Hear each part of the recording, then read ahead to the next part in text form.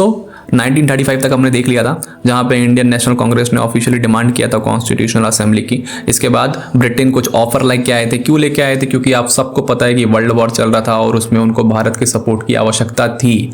यहाँ पे लिथगो एक ऑफर लेके आते हैं जिनको कहते हैं अगस्त ऑफर। 1940 में ये चीज़ लेके आते हैं और वो कहते हैं कि हम आपको डोमिनियन स्टेटस देंगे, लेकिन हमें तो भैया डोमिनियन स्टेटस चाहिए ही नहीं था।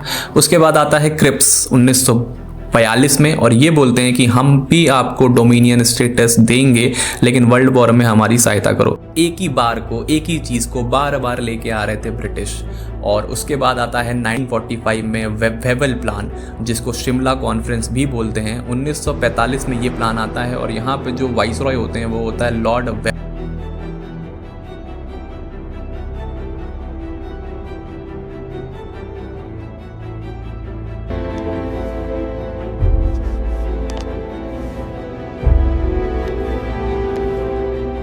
लॉर्ड वेबल।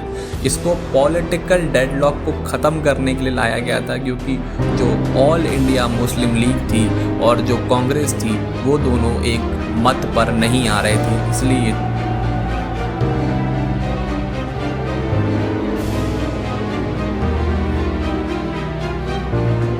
ये चीज़ लाई गई थी और ये भी अनसक्सेसफुल रही।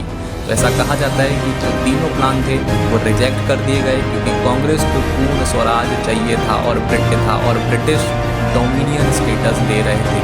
डोमिनियन, हमें पूर्ण स्वराज चाहिए, डोमिनियन स्टेटस अब स्वीकार्य नहीं है।